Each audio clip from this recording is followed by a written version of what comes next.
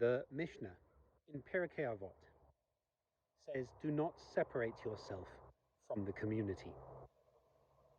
At the same time, in Talmud, Bava Kama 60b, we learn in a time of plague, you should spread out your feet, which means basically gather your feet to yourself in your home. You should seclude yourself away from the rest of the community. How do we hold these two passages together? Well, it's quite easy, in fact. One is in normal circumstances. Being part of the community, being fully present in normal times, is an essential part of Jewish life. But during a plague, during a time of real distress, that is, during a pandemic, we have a responsibility to protect ourselves and others from that plague, from that virus. And so therefore, even though we should not separate ourselves from the community normally, there are certain circumstances where we absolutely must. This week, unfortunately, we have to have our Kabbalat Shabbat and our Shabbat Shacharit service online.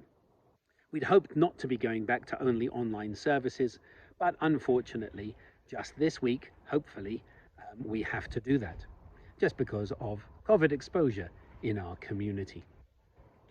But we can still not separate ourselves from the community through the wonders of technology, the wonders of Zoom and Facebook and the Temple website.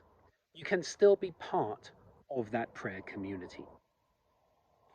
Also, this week we had to announce that the High Holy Day services were going to be held online, and that was a very difficult decision for everyone involved in making it. But I do hope that you'll be able to be part of our community nonetheless.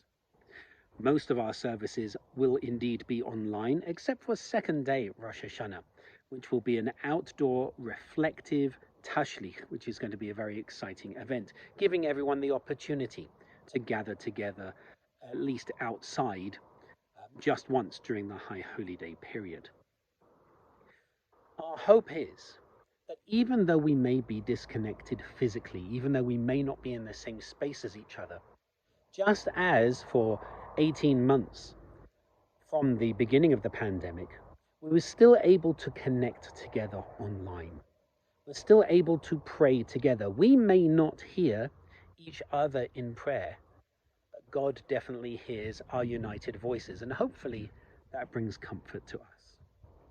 So I encourage you this evening and tomorrow to join us online, and I encourage you, please do not separate yourself from the community.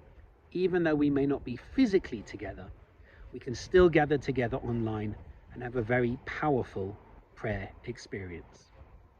I hope to see you online, and I wish you Shabbat Shalom.